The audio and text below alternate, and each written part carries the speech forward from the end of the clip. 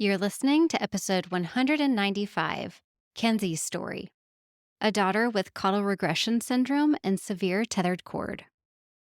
Hello, my friends. Welcome to Child Life on Call. This podcast is a safe place for parents to share their stories about what it's like to have a child that has a medical experience, diagnosis, disease, and or everything in between. We know there's power in sharing stories, and that power multiplies when you can listen to other parents who have walked a similar path to yours.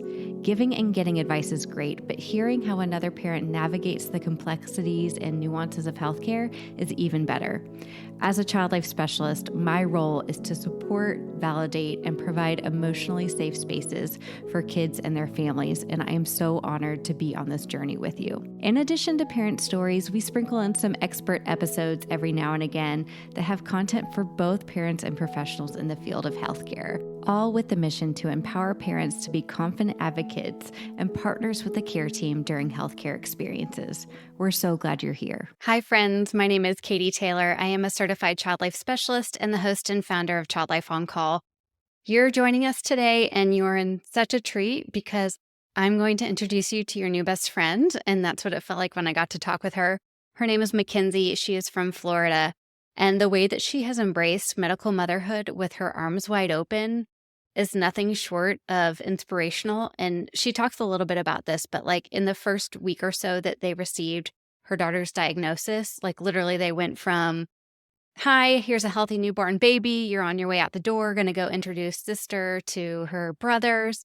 And no, you're not. You're actually going to go to the NICU. Just like how fast those things can change in your whole life before you change. But she talks about, that first week and how much did she want to share, and ultimately the decision that she came to be kind of the influencer medical mom that she is right now. Talking with her is nothing short of a gift. And I took away so much from our conversation, a lot of like aha moments that really put things together with me. So you're going to see actually this podcast, we're just starting off chatting because we actually really had a good kind of conversation about talking with doctors one-on-one before we even got into our episode. So I'm going to start it there. And Mackenzie, thank you so much for joining us today. And I just love talking with you. And I can't wait to see the amazing things that you and your family do. I feel so much more connected to families than I did when I was working in the hospital because number one, like you're juggling so many families, right? I don't ever just have one patient. I usually have almost a caseload of 10 to 20. But like I get to sit here with you and like spend time just learning all about you. And I'm really grateful to be able to do this. It's definitely more one-on-one. So Yeah. Yeah. And there's not those barriers of like, I'm a clinician and you're a parent, or I feel that, when I go into the doctor's office for myself, like those barriers are just gone when you podcast with someone. It's really, okay. really cool. When you're in the hospital or the doctor's office, it's like, okay, you get your 5 questions out. If you even get that time and then get them back and it's like, okay, bye. I'm like, all right, that's And it. I don't know about you, but it's like you have your 5 questions in mind. And if they're talking about something else, you're not even listening because you've got your own questions in mind. I'm like, I always try to have somebody with me because I'm like, I leave the doctors and I'm like, I have no idea what just happened. I like Yeah. black out. I'm like, okay, great. That was awesome. Yeah, no, it's like a proven thing. Like you don't retain like almost up to 80% of what the doctor tells you. So my hack for that is like when you go in, you tell the doctor like, I want to hear what you have to say, but I won't concentrate until you answer these 5 questions. So can I please ask them? And then we can talk. Because otherwise it really is hard to have a really deep or in-depth discussion with your provider because you're thinking about what you came to the visit for. So you're like, I forgot these questions last time. I need to say them again. And then we can get to what you want to talk about. Exactly, exactly. Well, why don't you let our listeners know who you are, a little bit about your family, and just about you as a mom? Okay, so my name's Mackenzie. I'm born and raised in Florida, right by the beach, a little beach town. And I went to high school here and met my husband in high school, and we fell in love. And 5 years later, we had our first child. And we were young parents, but that didn't change anything. We were fully like involved with our child, and I became a stay-at-home mom at that time. And that just became my world, was being a mom. And I felt so, so grateful to have that time with my child. And fast forward, we had another baby 2 years later, and then we got married. And then a year later, we found out we were pregnant with our last baby, which is Madeline Liv. Yay. We were over the moon because we had two boys, and we were just like so curious if we were going to have, I was just so like destined to be a boy mom. I'm like, there's no way we're going to have a little girl. But we were so over the moon when we found out we were going to have a baby girl.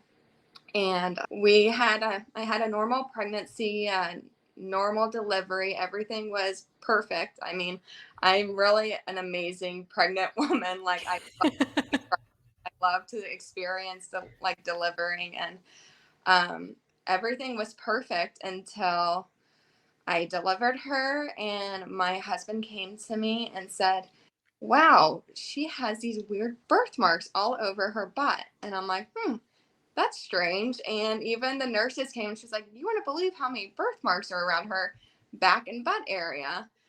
And at that time, nothing even crossed my mind. Like, I just thought, wow, okay, so she has some extra birthmarks, not a big deal.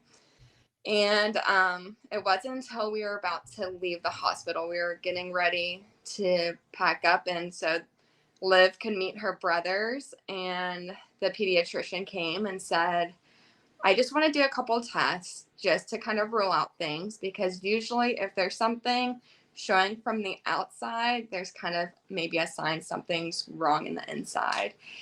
And so still, I really didn't think anything of it. I honestly was like, she's fine.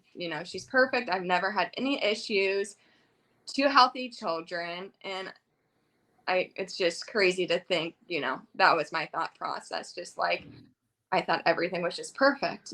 She's perfect. We're going home. We're going to, she's going to meet her brothers. Everything's fine. And so my husband went to get the ultrasound with her, and he came back, and we still didn't really have many answers until the pediatrician came and was like, "I want to talk to you about some things that we're really looking what we think it could be." And that's when she said, "I think your daughter might have a tethered spinal cord." And anytime I think any like neural tube defect, any kind of spinal cord issue, I just automatically thought of spina bifida. You know, Mm. that is like my first, like, I try to connect the two. And she's like, it's kind of like spina bifida, but it's not. That's not what that's not what she has. I really think that she needs to get further testing. And so I was just so like confused. I just didn't think that this is possible. Everything was perfect. We did all the testing, we did the ultrasounds. I'm like, how was it 5 minutes ago we were just going to go home, and now we have to stay. And so I Yeah. was just so like taken back from it. And I try to really like for it to hit me, and I couldn't like get into reality for me.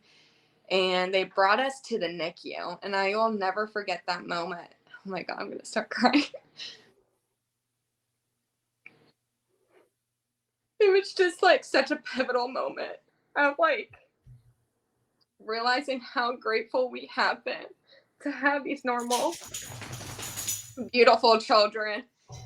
And now I get like this glimpse of like what so many families have to go through. And so we get to the NICU, and they're like, "We have to take you to a bigger hospital." And I'm like, what is happening? Like, Yeah. it just felt like a bad dream that I just couldn't wake up from. And um obviously we're from a little small beach town. They don't do big things, and they just kept telling us they don't know what's wrong. They're like, "I don't know." And like, how can like, I'm like, me and my husband like thought the worst. Like, Yeah. we were just so grateful for that time we had with her. We didn't know what was gonna happen, we were just so grateful we had the 24 hours with her. Um, and so they came to us and they said that she had to go to Orlando, which is about an hour away, and we could not go in the ambulance with her. Um, and that's like the first, like, we're supposed to be going home together. Right. Our ride's supposed to be with us. Yeah. Oh, And it was you know just, what? That's such a specific moment that is another thing that's like taken away yeah, of all of these. We're supposed to go meet brothers. We were right. supposed to be on our way home. I was supposed to sit next to her in the back seat on the way to our car, and now she's in an ambulance and I can't even be next to her. It's just such like a crazy moment. Like, you don't think could happen. You know, you really don't put yourself into that position until it's like this mode. It's like, this is what's happening. Yeah. And so, um, we are so grateful that we know a lot of people in our town. And we knew some people that worked in Orlando that got to talk to us and kind of tell us, like, we knew who was actually driving the ambulance. Wow. So it was such a great moment to like feel like, okay, like at least like if we can't be in there, well, we're gonna be right behind that ambulance the entire way, but at least Yeah. know a familiar face, you know. So Whoa. That's such another really important part is that like human connection with the people taking care of your baby, your child is it's essential to you getting some peace of mind. Like, okay, if I can't be there, like I know with myself when I'm working with families, the mom will look at me and be like, if you're there, I'll be okay if I can't be. And what a what a special spot for me to be able to be in. And not only the mom trusts me, but the child trusts me too. And something I don't take lightly. But it's like you have to have those human connections and be like, you got my girl. And that's so important. absolutely, it's such a human connection, and you know, having that and feeling that, it's so important. And so luckily I come from a family where, you know, I have a stepmom that's a doctor. My dad's a pharmacist. My sister's a PA. Her husband's a PA. My mom's there. So like I come from this like community where I'm so grateful for the medical field and I appreciate everything they do. But then at that moment, I'm like, it felt like, I mean, me and my husband didn't have a choice. We have to do this. Like we can't, you know, we have to trust and let this happen. We need to figure out what's going on. So Mm. it was such a drastic moment that when that happened. But I remember my husband staying up in NICU for me to go home. And you know, while all this is going on, I'm still trying to take care of myself. Like I just had a baby 24 hours ago, but I remember just going home real fast, getting things. I didn't know how long we'd be in Orlando for, and going to say goodbye to my boys and them just being so confused as to what was going on. I'm just like, you're gonna stay with Gigi and Papa for a little bit. Like, we have to, you know, stay just a little bit longer. You'll meet her soon. But I just remember I didn't want to see them see me upset. So just trying to stay strong for them and giving them kisses and driving back to the NICU. And it was around like 3 in the morning at this time. Mm, of course. Right. It's always like the middle of the night, you're so exhausted. All I want to do is sleep. There's nowhere to sleep in the NICU. So, you know, you just have to go with it. And finally the ambulance comes and they take Liv. And I remember me and my husband running, like sprinting to the car and just like making sure, like, okay, that's the ambulance, like get right behind it. And Right. luckily I got to sleep for an hour.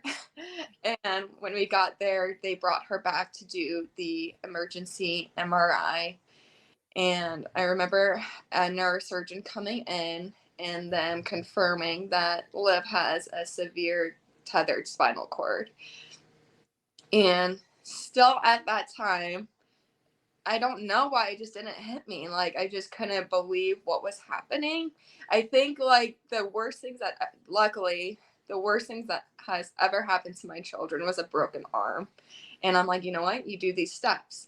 You go see the doctor, you get a cast, you go back, you get the cast removed, it's a fixed thing, and then, you go on about your day and they're happy children and that's Mm, it, right? And with this, it's like, no, it's not like you go into the doctor and you go back and it's fixed. Like this is something she's going to be living with. And right.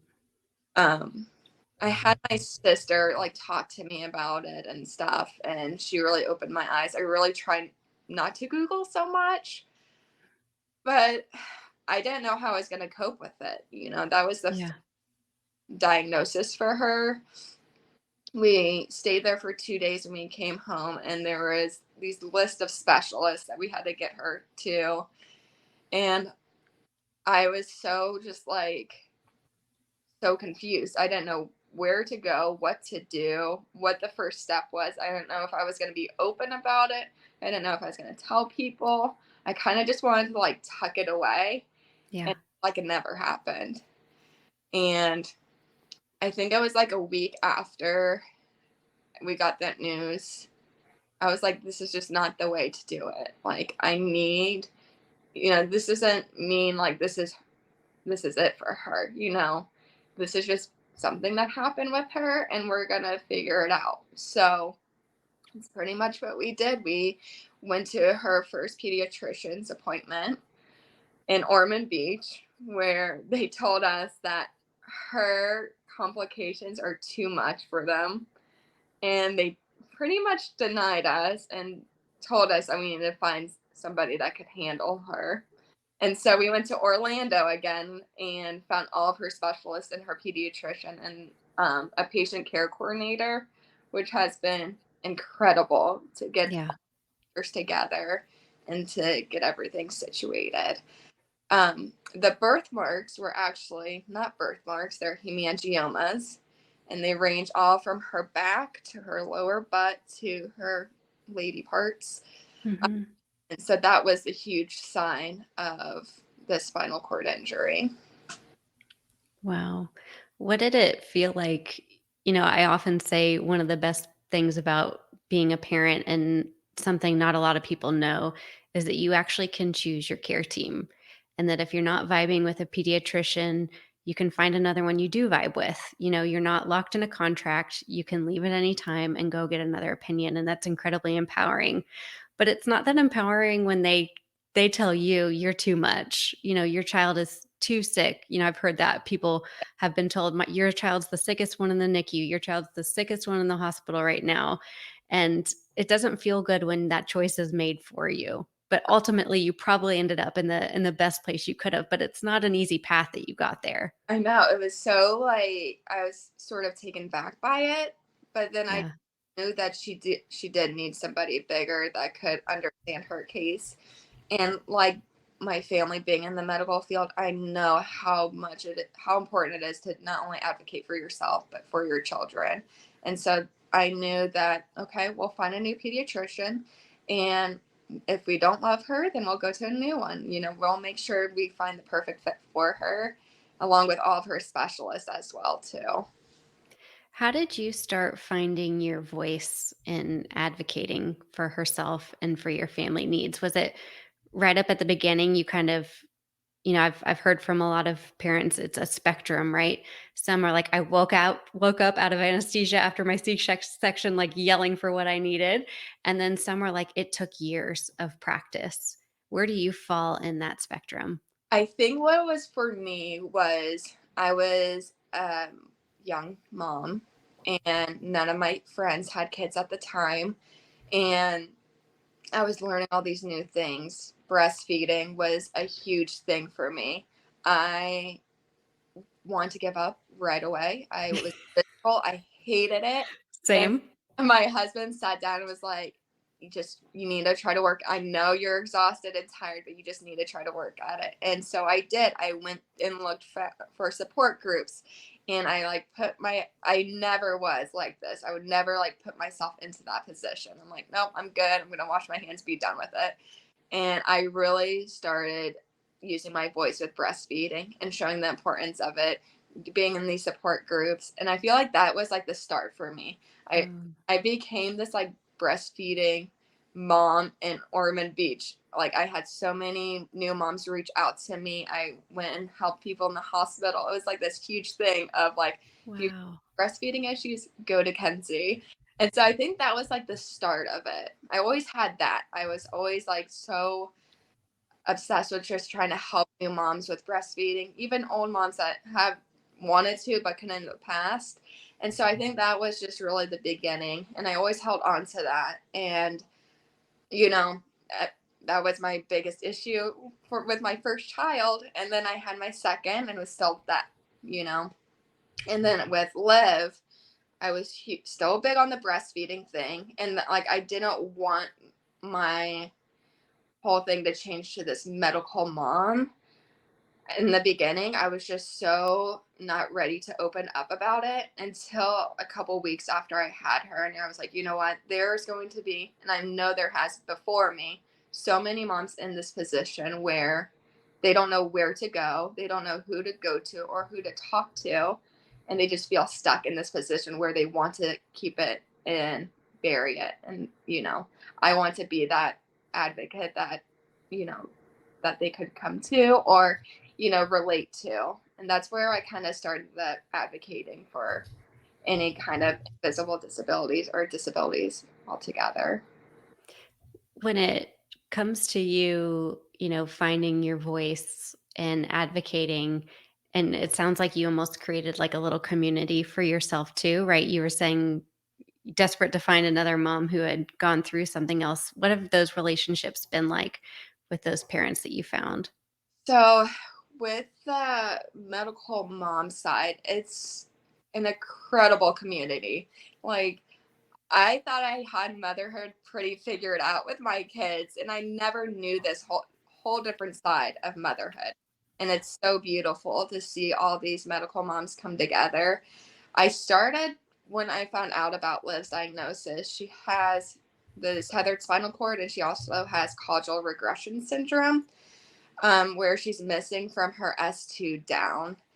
And so those were the two that I was really like determined to figure out and find out. And I couldn't really find much of it. And then I found some moms who showed me these support groups on Facebook. And I got into those and I just posted about Liv. And so many moms reached out to me. I'll never forget this mom. I think Liv was maybe a week old, and I posted her about in the tethered spinal cord group, and she automatically messaged me on Facebook and like FaceTimed me. And I'm, Wow. oh my gosh, like, do I answer it? Like, I don't know what to do. And I just did. And she was incredible. Like, if I didn't have that support at that moment, it was just such a beautiful moment of just like accepting that phone call. I had no idea who she was, but just having that moment with her. We spoke for about 30 minutes. She told me about her daughter. She said that her daughter's disability was so much like Liv's, and she just had to reach out and tell me that it's going, right now it feels like a lot, and it's okay to feel that, but you know, don't let that take away from the stage of, the newborn stage and the first year of her life. And she told me, just to like slow it down. It feels like a lot at the time, but just embrace every single moment. And that was such a like pivotal moment for me as well. There's only, and you can really only hear that from another mom who's been through it. Like, Absolutely. there's no other doctor or professional that can say, "Slow down," because 'cause you'll be like, "Yeah, yeah, yeah." But to have a mom be like, and she's right, right? Like, you don't wanna miss these moments because you're drowning in fear and grief, which are all allowed. But Right. she's also Liv is there, Yeah. and you're getting to learn about her. What are some of your favorite parts of Liv that you get to see in her personality? Oh my gosh. She is the sassiest ever. She is so sassy. And she knows it too. She is like, if you think of a princess, that's exactly what Liv is. She is like, and she owns it too. She knows with her brother, she can get whatever she wants, and with her dad. And it's just like so funny to see how she works it. I'm like, girlfriend. And even in physical therapy, when we go in there, the physical therapist is like, okay, here comes the Miss Sassy Queen. Goes in there and she tells them like what she wants to do, what exercises. And then she's like, okay, I'm done. And I'm like, okay, it's only been 10 minutes. And she knows it, like, and she's so confident in everything she does. And anytime like we've heard so many things that she might not be able to do, and she has done them. And it's been such like a beautiful experience to see. Mm. What have you learned about yourself since becoming Liv's mom that maybe you didn't know before? So much. She has changed me so much. Oh my god. I know. I didn't know how much I needed her until I did. Um, I just thought like I had it all, everything was just how it went. You have your kids, they go to school, you expect this. And when we had Liv, that's what we were expecting. I was expecting to go back to work. I was expecting her to go to normal school. And those things can still be in the future. Nothing has to stay on pause forever. But she's really shown me to slow down with my life because I am the Aquarius in me is just I'm like always in the future. And she has really shown me just to take every day by day. Like every day is so special, and she has shown me that just every moment counts, and it's so beautiful to see that, and it's changed me as a mother to take every moment like that. Every moment is so special. Hmm. Um, I feel like I get to see Liv and you on your Instagram stories, and like you can just like see her sassiness that you talk about, but also like how much you love her. And I love what you said. Like you didn't know how much you needed her until you got her, and that's the most beautiful thing you can say, I think, about your daughter and any of your kids. So, thank you for sharing that with us. Yes, yes, she is incredible. We were even thinking like we had the two boys. We're like, we're everything's good. Everything was fine, and I was a mom for all my 20s, and I was like, you know what? I spoke to my husband. I was like, what if we just try for one more? Yeah. Did, and we just knew there was just like missing piece, and it was for sure Liv, and Mm. so grateful for every piece of her. Well, tell us a little bit about where other families who are maybe interested in your story or have caudal regression or tethered cord that they can follow you and learn from all that you're doing. And are you open to sharing that? Yes, absolutely. So I post a lot on Instagram and TikTok. I'm trying to dabble into TikTok. It's a It's little hard, right? touchy. People are a lot more to comment unnecessary things, but I have found so many other medical moms on TikTok.